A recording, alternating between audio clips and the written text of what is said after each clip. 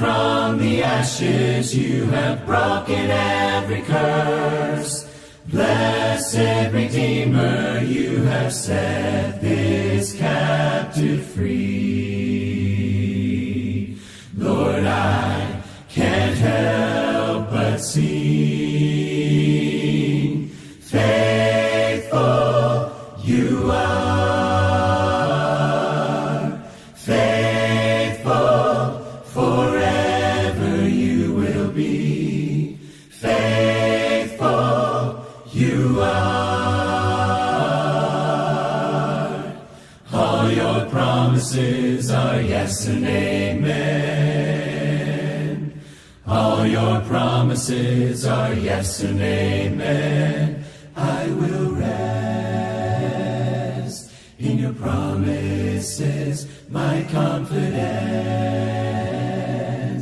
is your faithfulness. I will rest in your promises. My confidence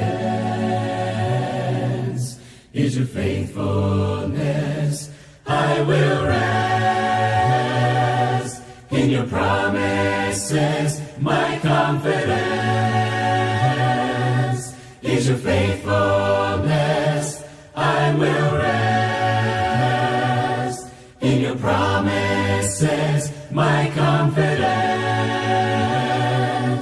is your faithfulness. Faithful you are, faithful forever you will be. Faithful you are. All your promises are yes and amen. All your promises are yes and amen. Who am I that the highest King would welcome me? I was lost, but he brought me in. Oh, his love for me. Oh, his love for me. Who the Son sets free, oh, is free indeed. I'm a child of God. Yes, I am. Free at last, he has ransomed me. His grace runs deep. While I was a slave to sin, Jesus died for me. Yes, he died for me. Who the Son sets free, oh, is free indeed. I'm a child of God. Yes, I am. In my Father's house, there's a place for me. I'm a child of God. Yes, I am. I am chosen, not forsaken. I am who you say I am. You are for me, not against me. I am who you say I am. I am chosen, not forsaken. I am who you say I am. You are for me, not against me. I am who you say I am. Oh, I am who you say I am. Who the Son sets free, oh, is free indeed. I'm a child of God. Yes, I am. In my Father's house, there's a place for me. I'm a child of God. Yes, I am. In my Father's house, there's a place for me. I'm a child of God. Yes, I am.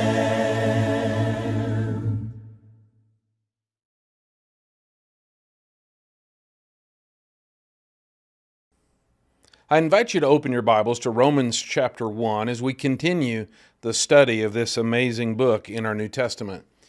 So we've looked at together the first 17 verses where Paul has introduced himself. He has also introduced his purpose as far as why he's writing, of course, who he's writing to, and what it is that he hopes to gain by their connection and by their relationship, especially that he would get to visit them in person. As he concludes that section, he says something so powerful in verse 16. He talked about his indebtedness in sharing the gospel, and now he says, because I'm not ashamed of the gospel, for it is the power of God for salvation. So this is the answer, the reason why the gospel, as he said, I'm so grateful, so thankful, he says, of the Romans, that they are proclaiming their faith, even in the capital of Rome itself, because they, like him, are unashamed of the gospel, because they recognize it is the good news. It is the best thing that can ever happen. It is the solution to the problem. It is the power of God for salvation. So not only is it the way, but it's how God provides for the way. Because imagine if we had the New Testament or the gospel was merely God's Covenant 2.0, here's some clearer or additional instructions, so get your life together. Well, that's the problem, is we already know more than we live. It's sometimes been said of our faith is it's often more of an issue of transformation than it is information. Or said another way, would your life look any differently if you applied everything that you knew from the Scriptures in your own lives? Well, of course, we'd always be forgiving. We'd always be patient. We'd always be kind and concerned about others. We would always be proclaiming our faith, and so on and so on.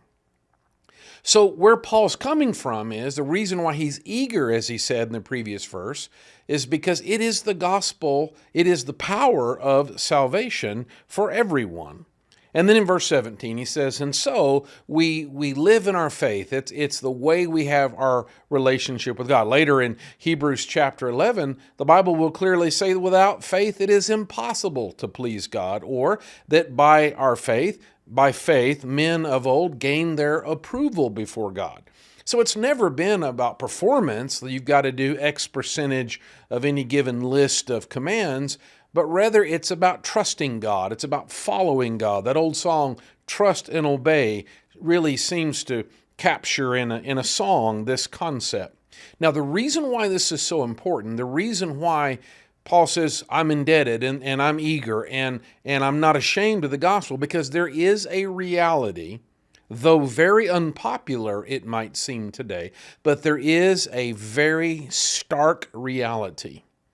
And that reality is consequences, or the wrath of God.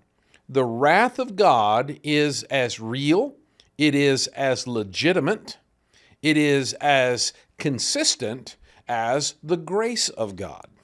Paul will specifically talk more in a few chapters about I wouldn't say the balance, but both those ideas. He'll say, behold the wrath and the mercy of God. Both of these are true because God is loving and God is just. Now that's something humanity has terrible trouble balancing. We tend to swerve off to one extreme or the other, but God is perfectly both. So the reason why the gospel is so important, the reason why it is the power of salvation, because we are in desperate need of salvation. If we are not saved, there is a consequence. There is a terrible thing that is coming, and that is the wrath of God. So in verse 18, Paul says now, let me back up just to catch the flow. But the righteous man shall live by faith, for the wrath of God is revealed from heaven against all ungodliness and unrighteousness of men who suppress the truth in unrighteousness. So Paul says that God's wrath has been made very clear. God doesn't sugarcoat things. He doesn't pull punches. He doesn't tiptoe around an issue. He tells us what is right and wrong and what is the consequences or the results of both. So it is revealed, or God's wrath, God's justice, God's punishment, that there is a severe consequence coming. And he says, for all ungodliness and all unrighteousness. There's not a pick and choose, maybe this, maybe not. It's very consistent. Now, the tragedy here is, and already he begins to warn us of the problem, because this ungodliness and this unrighteousness of men, he said, who suppress the truth in unrighteousness. There's an idea here that's very important, that they, in their unrighteousness, it can be translated suppress the truth by their unrighteousness, or that they use their unrighteousness to suppress. So that's a word that means to hold down. To suppress is to push down. So if you imagine a spring, it naturally wants to be at this height. You can push it down and make it shorter. However, the nature of the spring, the way it's been designed, is to be this tall. So to push it down to, let's say, half its size may be possible, but it is not a part of its nature. It is not the real truth of the spring. And that is seen because as soon as you release the spring, what does it do? It rebounds to its full height, for it has not been designed to be less than that. Correct? Or right? Does that make sense? So suppressing is pushing down, and so truth can be suppressed. It can be quieted. It can be censored. It can be pushed aside or covered up or distracted from. But the nature of truth, the reason why I think of a spring, is because truth always surfaces. Truth is always going to rise. And so it takes an active, ongoing pressure or activity to hold it down, to let go, to relax, is for it to come to the surface. I'll give you one simple example. If you commit the sin of, let's say, lying, oftentimes dishonesty or to lie is not simple. In other words, if you've gone down that road, then you have experienced, no doubt, how you can tell a lie, and then in order to keep the truth suppressed or to keep it hidden, you can find yourself having to continue to lie to cover up the original lie. So you tell a second lie to suppress the truth about the first lie, but then the second lie also, the truth wants to be surfaced, and so you have to tell another lie about the second lie in order to keep the first lie hidden. And then sooner or later you have to tell another lie about the third lie, which was about the second lie, to try to keep the first lie hidden. And it can be exhausting. And nearly always, or at least often, given enough time and opportunity, the lies fall apart. They cannot suppress the truth, and it comes to the surface. And so Paul says, God's wrath has been revealed against that kind of behavior. This is not only the sin of weakness, I got distracted, I wasn't thinking, woe is me, but this is an active oppression or suppression of truth. So this is intentional. This is rebellion. Now, the reason this suppression is necessary, he says in verse 19, because that which is known about God is evident within them, for God made it evident to them. God is so big that he is obvious to us. You can drive down the road and you can begin to think such thoughts, and you can think, wow, the idea of a God and he's non-physical, he's outside of this known universe, he's outside of physics even. That's a pretty tall order. That's a pretty amazing concept. Okay, so let's set that aside. So then we're left with, we're just here. How did we get here? Why are we here? So it's all just an accident. We've had just a long string of random, against all odds, mathematical rarities, and here we are. Well, that is an even longer stretch. One of the titles of one of the books that I appreciate is called I Don't Have Enough Faith to Be an Atheist, and it covers a lot of the different evidences for not only the existence of God, but the work and the will of God in our world. So if there's not God, then you have to go back to a very random, accidental process. With God, you have intelligent design, you have a creator who has created on purpose and then grants his creation purpose. And thus we have our identity, our purpose, and our value, right? We are created as God's children. We're so vital to him that he would sacrifice his own son on the cross in order to redeem us. So there's our value, our identity as God's children. That's what it means to be human, created in the image of God. Number two, our value is immense because we are worth the sacrifice of the best of heaven, that we have eternal souls. Therefore, we are absolutely a long-term investment. And then number three, we have our purpose. That is to seek God's will and to serve him. We might say that we have the choice to choose God, and then how we serve him determines our relationship with him and others. The other choice, that's a biblical worldview of Genesis 1 verse 1. In the beginning, God created the heavens and the earth, and everything comes from that. Or we say, there is no God and there is no creation. All right? But we have the heavens and the earth, though. Here we are. So now we're left with some version of a bajillion years ago. Depending on who you talk to, they'll add or subtract zeros like you can't imagine. So a very long time ago, we had a bunch of swirling gases and dust and stuff. Of course, now you could say, whoa, wait a minute, where'd you get the gas and the gas and the stuff and the atoms and even the momentum that brought the swirling? Where'd you get that? That has to be answered. Where did stuff come from? The Bible says God created. Even if we give them, okay, you know what, you can have your sandbox, here's your stuff, and we'll even let it be swirling. Okay, fine. Now we got our dust and our gas and our minerals and our atoms swirling around, and then they come together and they go bang, and then because of all that energy, stuff flies together and makes the known universe. You got to make another leap because the energy to draw things together is going to be countered by the equal and opposite reaction of what would push it apart. So you've got to have some kind of outside energy to overcome that, to force things together. Then in a unrealistic explosion of stuff coming together, then it has to explode together in a way that forms, let's just deal with our solar system, let's just keep it simple, and let's just deal with our sun, our earth, and our moon, really, because that's what, whatever Jupiter's doing doesn't have a lot of impact on us, so that's all right, unless it runs over us, I guess. So really, let's just keep it simple. Well, now you got to have stuff blow together to form the sun as it is, with the right kind of burning elements, the right kind of energy release, the right kind of temperature. There are other kinds of stars out in the universe. There are blue giants and red dwarfs, and they're vastly different than our sun in terms of the kind of energy it produces and how stable it is and what gravitational effect it would have on orbiting planets.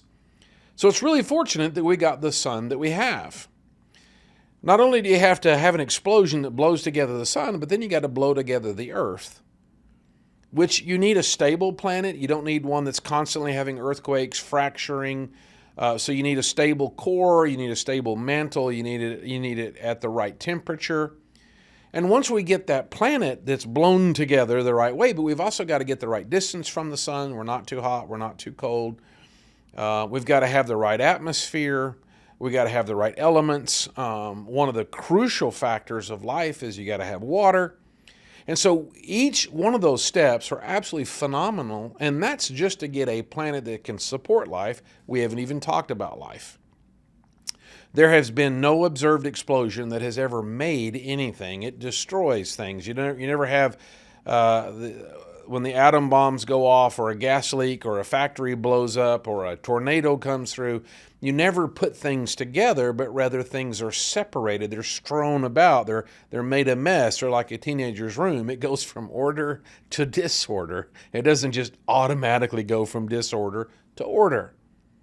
I mean, it would be preposterous for us to imagine a tornado or a hurricane or an explosion or some other sort of mass energy release that would move particles around. You can't imagine an explosion in a factory that the result of that would be when you get to the center of the factory, there's a 747 with the engines running the navigational array up and the destination plugged in the GPS ready for takeoff. That is preposterous. There's no way we would ever believe that would happen by chance. However, the fact that the universe just happened, exploded, the sun and the earth and the distance, and it can support life is vastly more complex and vastly less probable than the airplane example that I gave.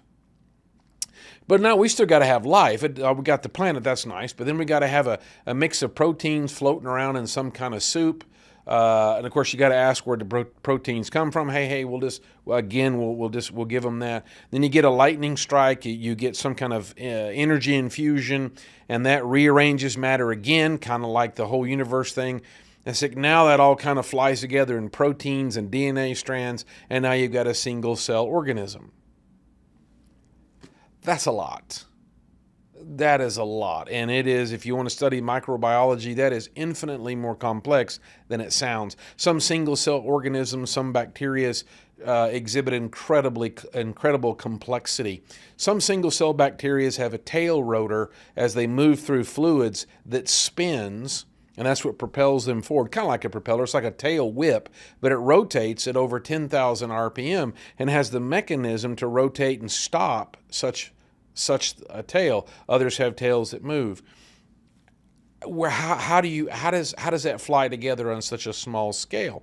Other bacteria, like for example the kinds that would make you sick, they invade your body, but they have a sensing ability. They have the ability to count themselves. Because if bacteria enter your body, or viruses for that matter, and if they just go on the attack, your body easily overwhelms them.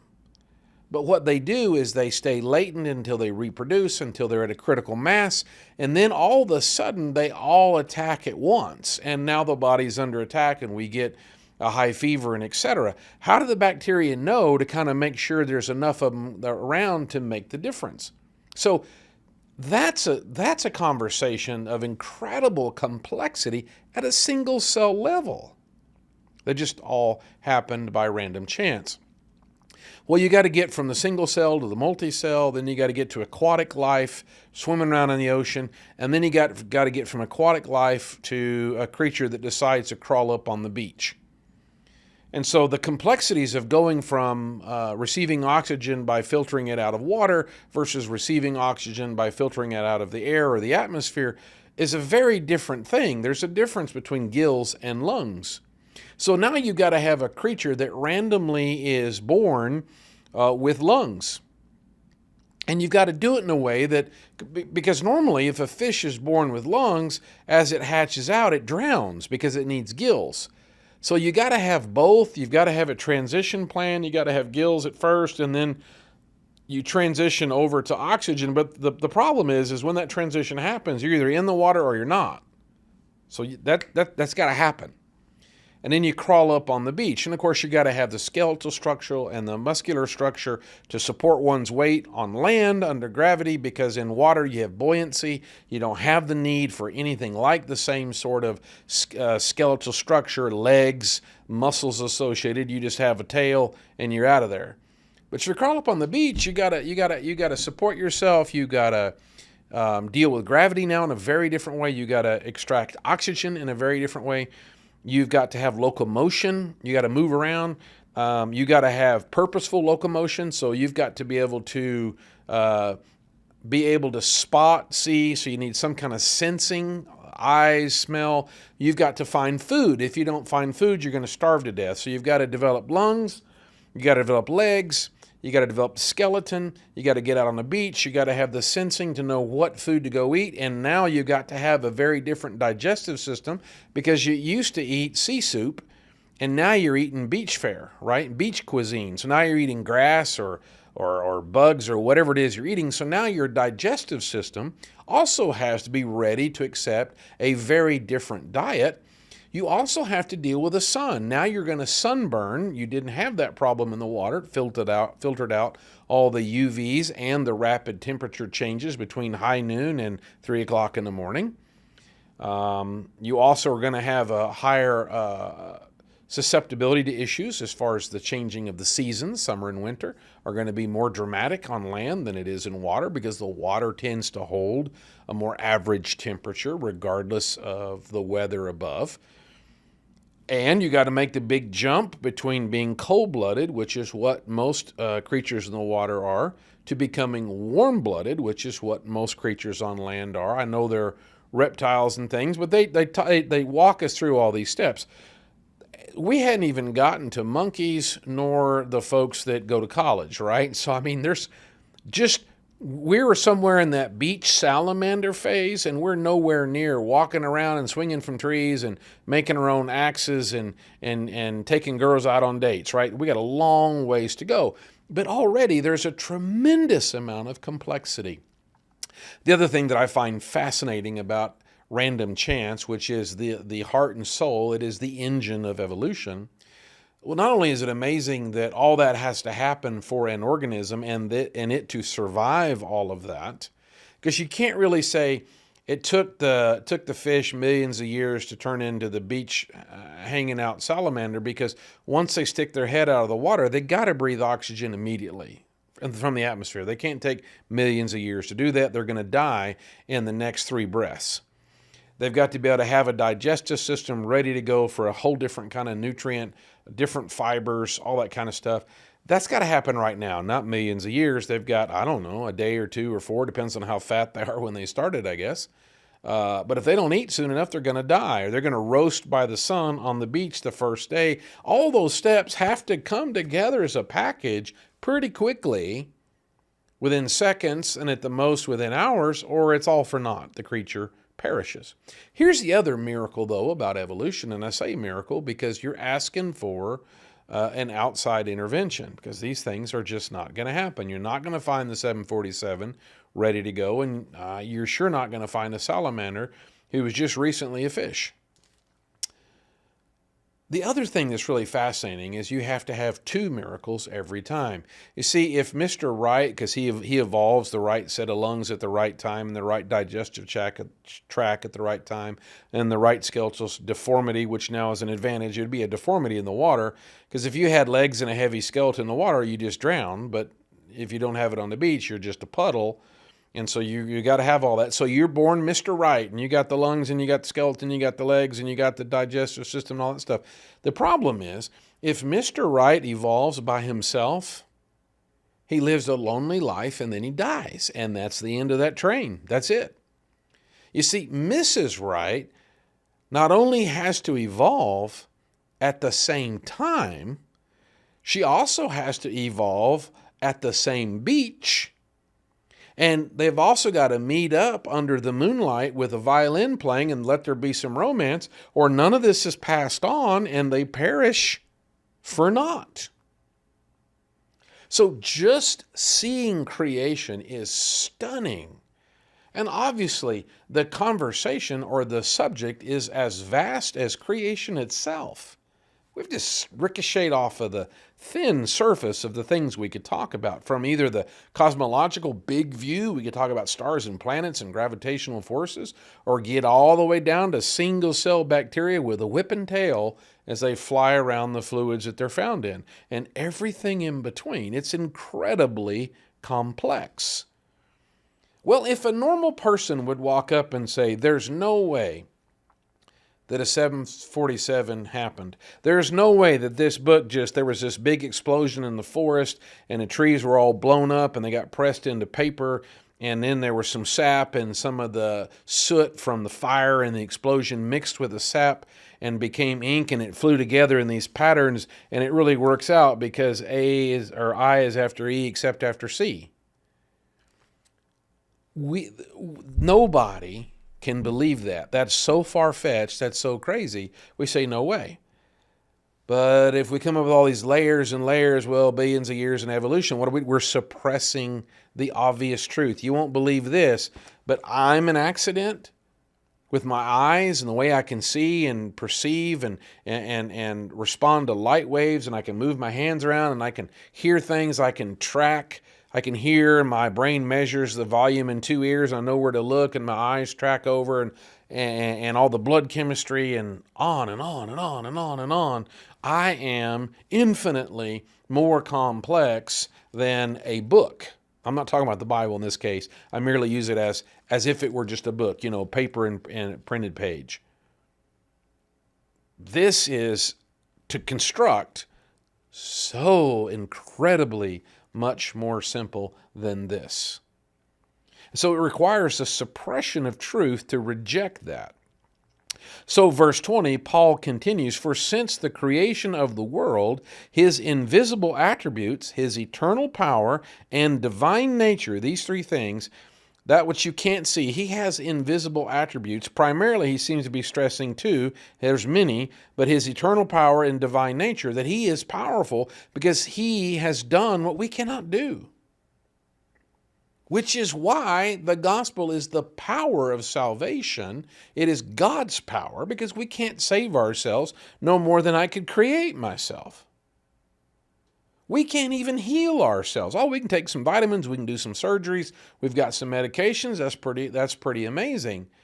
But we don't heal. We can assist the body in healing. Surgery takes out something bad or maybe ties something back together, but the reason why we put stitches in a wound is to artificially hold it together until it heals. That's why the stitches come out or the stitches dissolve, because you can have a scar, but once the body has healed, it's fine now. It's gotten connected. We don't do that. We don't know how to do that. We can hold the flesh together and wait for the body to heal. We can bring the two pieces of bone in a broken leg. We can bring them together. We can put stainless steel plates and we can help reinforce, but we have to wait for that bone to grow together. We can't do that. So, his eternal power and divine nature have been clearly seen, being understood through that which has been made. It's all around us. We can look at ourselves, we can look at our neighbors, we can look in our lawns, we can look in our backyards, we can look in the mountains, we can look in the ocean, we can look up, we can look down, and we see what God has done. That's why he says, so that they are without excuse. See, that's why the gospel is so important. That's why Paul says, I'm eager, because we don't have a leg to stand on. We have defied God. We suppress the truth in spite of everything we see because of our unrighteousness. It's because of the evil in our hearts, the sin in our hearts, that we know better and we say no anyway. And that's bringing wrath, and that's a reality. Now, it is interesting in verse 21 how this has happened. He says, for even though they knew God, they did not honor him as God or give thanks. You see, we don't go from believers to atheists in an instant. There's a decay. There's a degradation. There's a fade, a process where our faith becomes diluted and winds down and dissipates and then becomes zero. And then we reject God. Where does that come from? Well, Paul says that the problem is that, number one, they did not honor him as God. We quit giving God the honor of being God. We start doing that. Well, I mean, I'm pretty smart. Looky here, I got a microscope and I can see some things and I can, I don't need God. I've got my life pretty well squared away. It all makes sense. So the first thing we do is we stop honoring God. We haven't changed our belief yet. We still believe in God, but we don't honor him. That means we're not worshiping him. That means we're not praying to him. That means we're not recognizing him. We're not bowing down in front of him, which means we're starting to take his place. The second thing, interestingly enough, is that we stop giving thanks. It is amazing the power of gratitude. Without gratitude, our attitude really changes. Think about someone who's always given something. They don't have to work for it. They don't have to earn it in any way. They're just constantly being given something. What's interesting is what often happens is that that person who's always receiving can develop what we call an attitude or a sense of entitlement. They're entitled to it. It's theirs. It's their right. It's something they deserve just because they are, right? If you've ever been around an entitled attitude, now that can be people that don't have much, and that can be people that have a lot. It doesn't really depend on your net worth. It's an attitude. Kids who grow up with parents giving them everything they ever possibly wanted, we call them spoiled brats. That's the slang term for entitlement.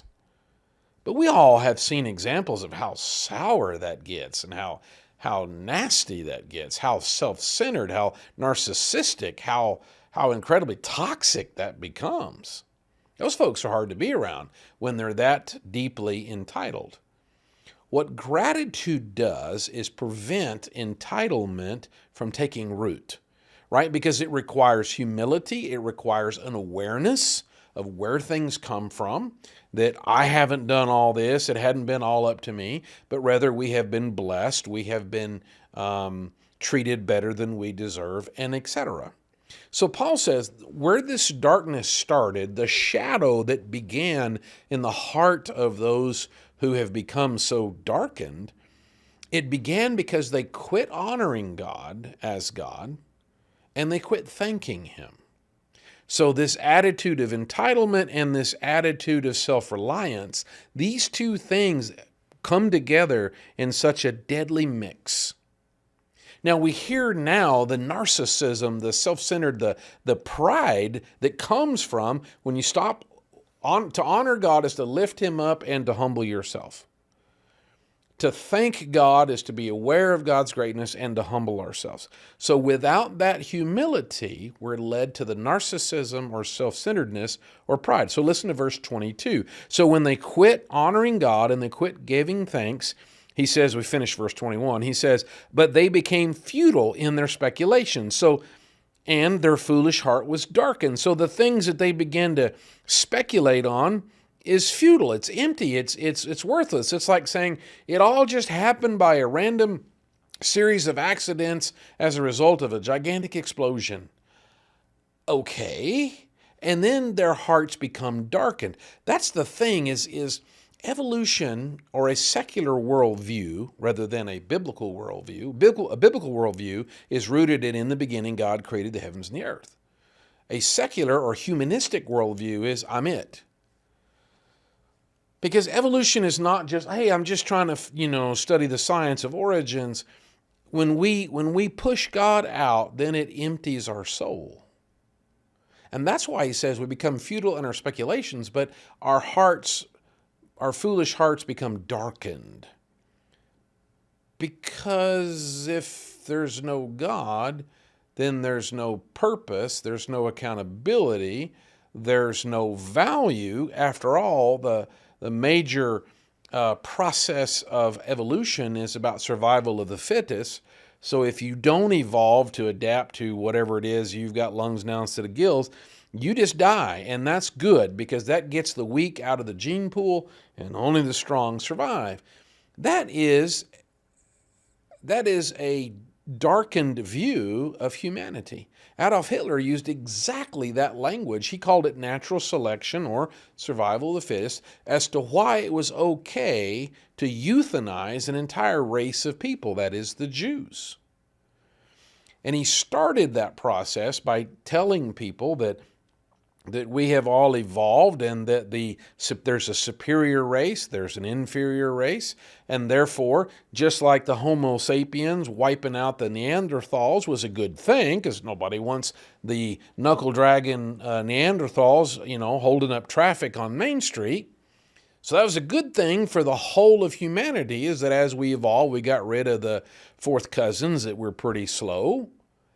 That's exactly where he came from with. So it's a good thing for the Aryan race or the superior race to get rid of these swarthy Jews because they are lesser evolved. And so we're just doing the gene pool a favor. And in so doing, we could do, or humans could create such acts of atrocity to be so darkened that you could euthanize people like that. Today in our own culture, we may not be thinking so much about such horrendous cases as Auschwitz or other examples from the Nazi regime. But on the other hand, we have in our schools our biology rooms, and we teach our children they are nothing but evolved animals, and by tooth and claw and natural selection and survival of the fittest have we advanced thus far. And then we're surprised why there's so much hate and violence and harm that they do to one another. So then we have to put in a counseling office down about 3 doors and try to tell them to be nice to each other. Why? What is the moral justification for any limitation of any behavior? After all, shouldn't the strong survive? Hey, if you're weak, if you can't hack it, nobody needs you in the gene pool anyway. That's the darkness you get to without God. So, verse 22, Paul continues, professing to be wise, because this is science and enlightenment, and we don't need that goofy, backwards religious stuff where it's all about mystical, hokey stuff rather than good old, cold, hard facts and science and stuff. Although there have been no evidence discovered for the missing links, the changes from all the things we described earlier.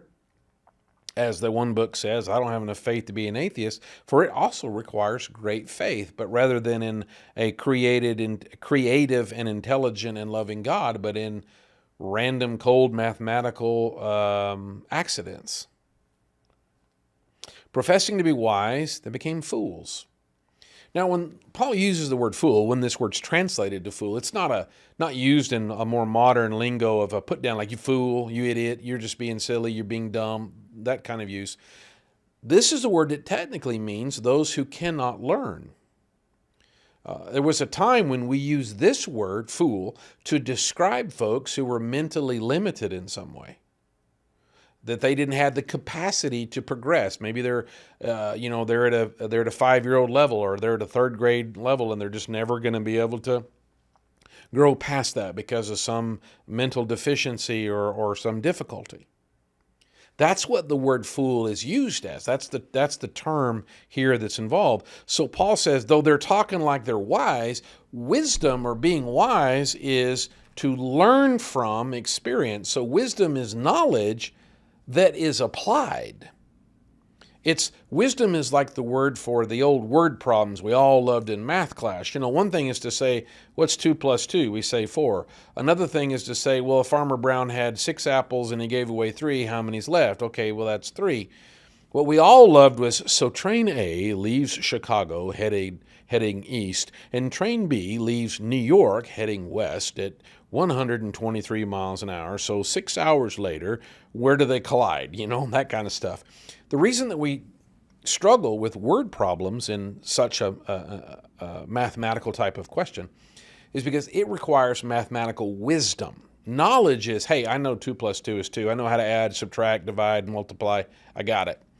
Wisdom would be, so if I'm looking at train B and I'm trying to figure out when it's going to hit train A so I know when to get off the stop before, I got to apply what I know. So should I add the speed, divide by the number of wheels on the train?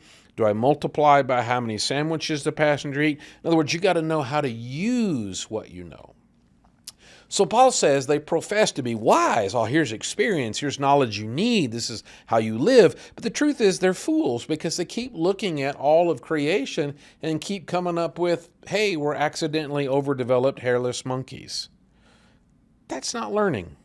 In fact, he says in verse 23, in exchange the glory of the incorruptible God, a God who cannot be corrupted, a God who has no flaw, no shadow, no evil of any kind, not even the thought. He says, in exchange the glory of an incorruptible God for an image in the form of corruptible man. And we're all kinds of corruption. And of birds and of 4-footed animals and crawling creatures. So in our wisdom in rejecting God, now we worship frogs and birds, and all across history, man has worshipped something. And you say, oh, well, modern, we're a whole lot smarter. It's not like we're going to do that kind of thing. Okay. Well, we're going to worship money. Mostly, we worship ourselves. We're the most amazing creature of all time, and we know all things, can do all things. We worship ourselves. Interestingly enough, in modern times, we're sure hearing a lot about the wisdom and the power and the creative design of Mother Nature. Which, if you go back 2,000 years, her name was Gaia, and she's the Greek goddess of the earth. And they had temples and everything. Oh, we don't have temples yet, not exactly like they had. But we talk about the wisdom and the power of the intervention and the design that Mother Nature brings creation.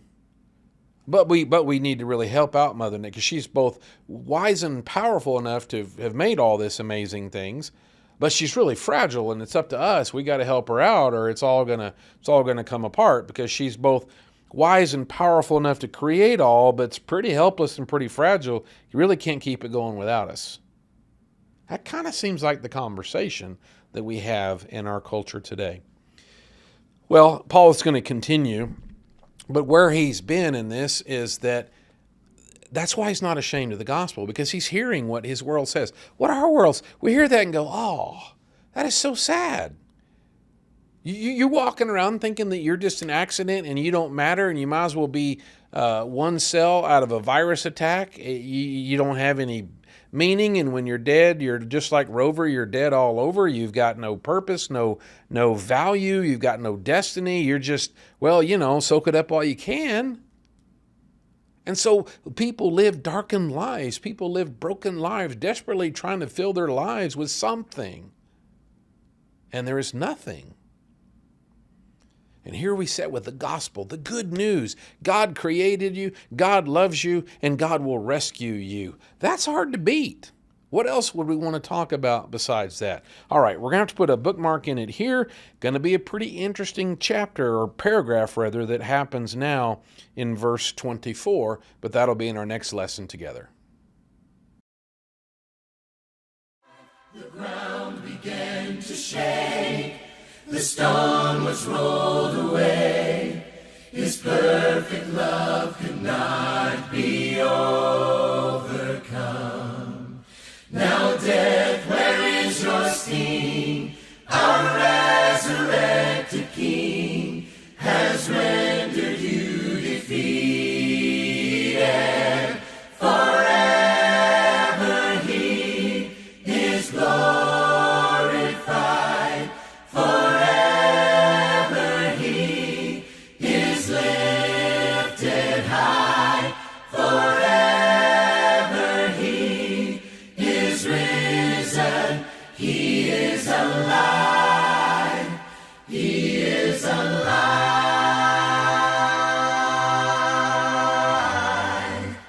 We sing hallelujah. We sing hallelujah. We sing hallelujah. The Lamb is overcome. We sing hallelujah. We sing hallelujah. We sing hallelujah. The Lamb is overcome. Forever He is glorified. Forever He is lifted high. Forever He is risen. He is alive.